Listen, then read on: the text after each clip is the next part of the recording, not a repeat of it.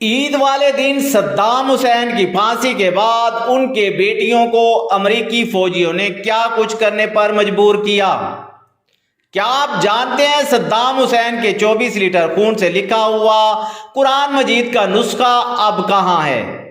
ایک غریب فیملی میں پلنے والا یتیم بچہ خطے کے اہم ترین ملک عراق کا سربراہ کیسے بنا؟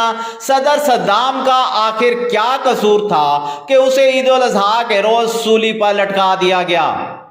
اور ہاں، صدام حسین کی قبر سے ان کی لاش نکالے جانے کی حقیقت کیا ہے؟ تو دوستو، آج کی ویڈیو میں ماڈرن ہسٹری کے پاورفل ورلڈ لیڈر عراقی صدر صدام حسین کی زندگی سے متعلق دلچسپ فیکٹس آپ تک شیئر کیے جائیں گے۔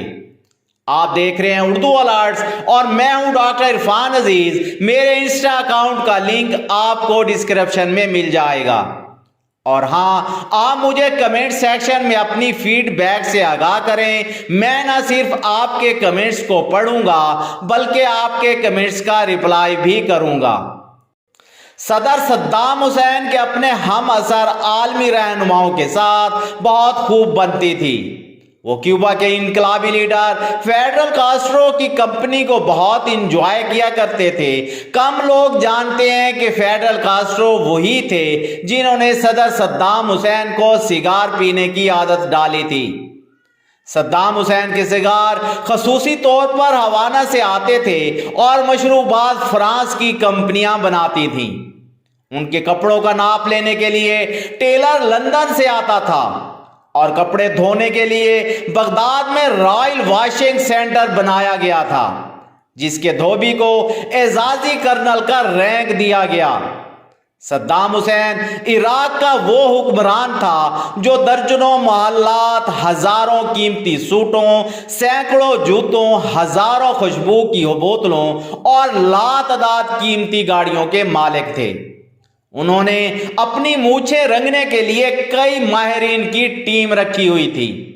90 کی دہائی کے آخر میں صدام حسین نے ایک خطاط سے رابطہ کیا۔ وہ چاہتے تھے کہ قرآن کی ایک ایسی کاپی تیار کی جائے جس میں سیاہی کی جگہ ان کا خون استعمال ہو۔ بادشاہ وقت کا حکم آخر کون ٹال سکتا تھا؟ بتایا جاتا ہے کہ 2 سال تک ایک نرس ہر ہفتے صدام حسین کا خون نکال کر لے جاتی اور یوں 2 سال بعد ان کی خون سے قرآن مجید تحریر ہوا، جس کے 605 صفحات تھے۔ یاد رہے، اس کار خیر کے لیے صدام حسین کا 24 لیٹر خون استعمال ہوا۔ اس قرآن کی تکمیل کے بعد اسے بڑی دھوم دھام کے ساتھ صدام حسین کو پیش کیا گیا تھا۔ بتایا جاتا ہے کہ یہ قرآن مجید اس وقت بھی بغداد کی ایک لائبریری میں موجود ہے۔ سال 2000 میں زبیبہ اینڈ کنگ کے نام سے ایک رومانی ناول مارکیٹ میں آیا جس کے رائٹر کا نام ہی نہیں لکھا تھا، لیکن بعد میں عوام میں یہ رائے قائم ہو گئی کہ یہ ناول ان کے صدر صدام حسین کی تخلیق ہے۔ امریکی خفیہ ایجنسی CIA کے مطابق انہوں نے اپنی یہ کتاب کسی اور سے لکھوائی تھی۔ صدام حسین نے اس کے علاوہ 3 اور ناولز اور کئی نظمیں بھی تحریر کی۔ صدام حسین کا ایک واقعہ بہت مشہور ہے۔ بتایا جاتا ہے کہ وہ ایک رات معمول کے گشت پر تھے جہاں ان کی گاؤں کے لوگوں سے ملاقات ہوئی۔ صدام حسین نے پوچھا، آپ کو کوئی پریشانی اور تکلیف تو نہیں؟ تو لوگ کہنے لگے، ہم سب بہت خوش ہیں اور امن و سلامتی کی زندگی جی رہے ہیں۔ صدام حسین رخصت چاہتے ہوئے بولے، بھائیو، بس میرے لیے دعائیں کرتے رہا کرو۔ میں جب تک جاگ رہا ہوں تم اس وقت تک چین سے سوتے رہو گے۔ جب میں چلا گیا تو کبھی سو نہیں پاؤ گے۔ تیل اور دیگر معدنی وسائل کی دولت سے مالا مال عرب ملک عراق پر 24 سالوں تک صدام حسین راج کرتے رہے۔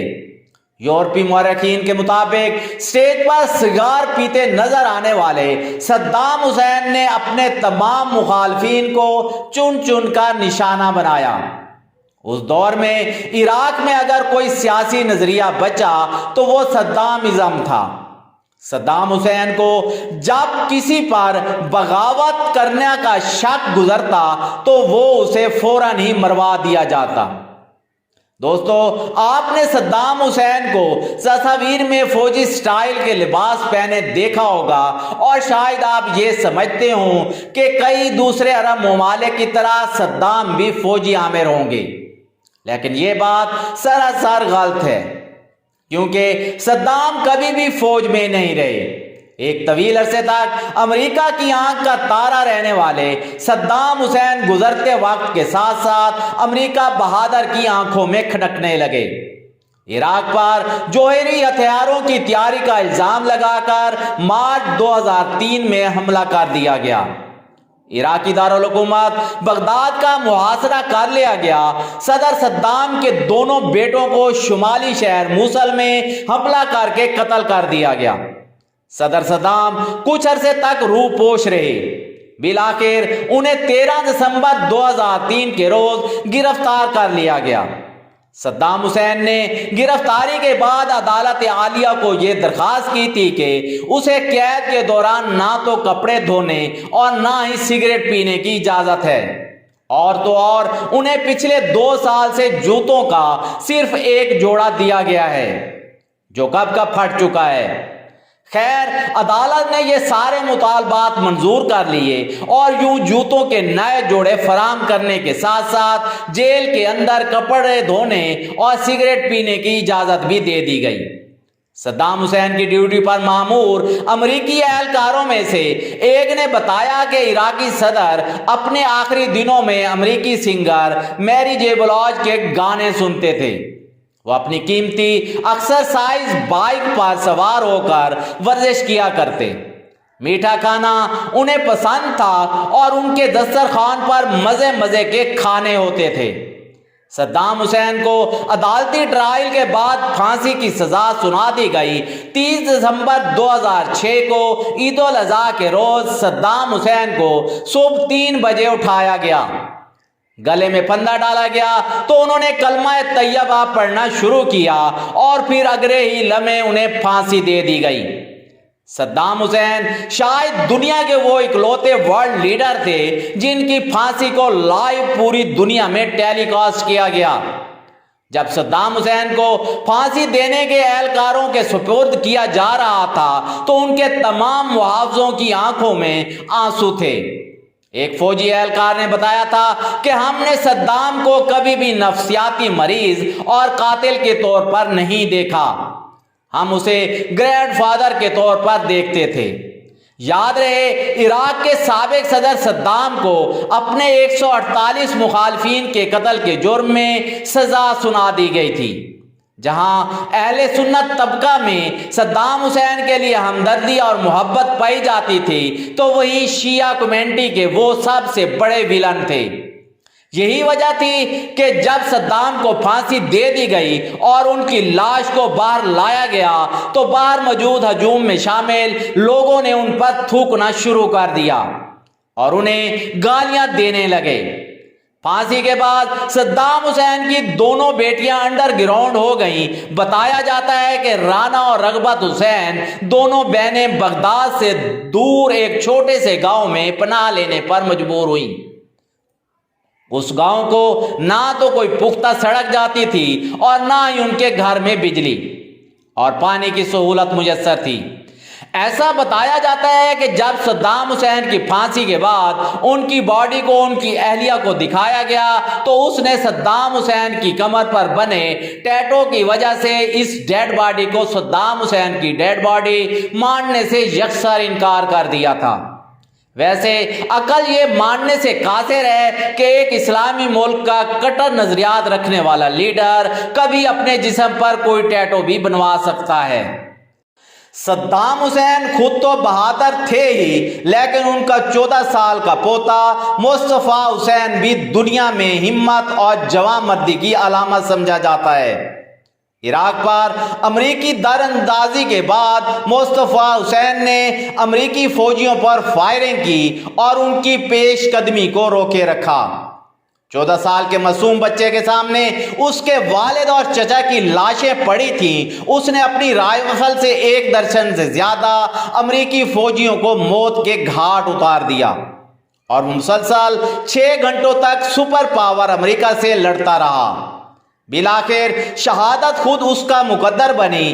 نیو یارک ٹائمز کے مطابق اگر اس جیسا بہادر بچہ امریکہ میں پیدا ہوتا تو ہم ہر شہر میں اس کی یادگار بناتے۔ 2018 میں یہ خبریں سامنے آئیں کہ صدام حسین کو پھانسی کے بعد ان کے آبائی گاؤں میں دفن کیا گیا تھا، لیکن ان کے مقبرے کو نقصان پہنچایا گیا ہے اور ان کے جسد خاکی کو قبر میں سے مبینہ طور پر کسی نے چوری کر لیا ہے۔ غیر ملکی خبر رساں ادارے کے مطابق صدام حسین کی آخری آرام گاہ میں میت کی غیر موجودگی کے حوالے سے طرح طرح کے شبہات کیے جا رہے ہیں۔ صدام حسین کی پرائیویٹ لائف کی بات کریں، سال 1937 میں عراقی دارالحکومت بغداد سے 170 کلومیٹر دور شیعہ اکثریتی گاؤں میں پیدا ہونے والے صدام حسین شیعوں کے سب سے بڑے دشمن سمجھے جاتے تھے، جنہوں نے ایرانی سپریم لیڈر آیت اللہ خمینی سے جنگ بھی لڑی تھی۔ کم لوگ جانتے ہیں کہ صدام حسین کی پیدائش سے چند ہفتے قبل ان کے والد کینسر سے لڑتے لڑتے چل بسے۔ یتیمی میں آنکھ کھولنے والے صدام حسین کی والدہ کے بارے میں بتایا جاتا ہے کہ اپنے شوہر کی وفات کے بعد وہ اپنے حواس کھو بیٹھی تھی۔ وہ کبھی اپنی حمل گرانے کی کوشش کرتی تو کبھی خودکشی کرنے لگتی، لیکن کسی نے سچ ہی کہا ہے کہ مارنے والے سے بچانے والی ذات بڑی ہے۔ باپ کی شفقت سے محروم صدام حسین کی ماں نے جلد ہی دوسری شادی کر لی۔ صدام کا بچپن ستیلے باپ کی ڈانٹ ڈپٹ سنتے اور ظلم و زیادتی سنتے گزر گیا۔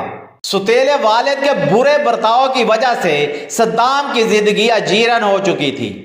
صدام حسین 10 سال کا ہو چکا تھا اور اس نے ابھی تک سکول کا منہ تک نہیں دیکھا تھا، حالانکہ ان کے ستیلے بھائیوں کو دنیا کی ہر سہولت میسر تھی۔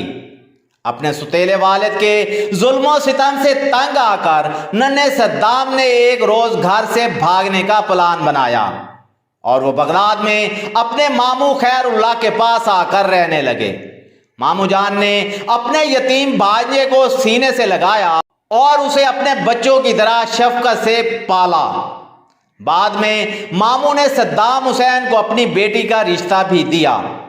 صدام حسین 1964 میں گرفتار ہوئے اور 18 مہینوں تک جیل کاٹتے رہے۔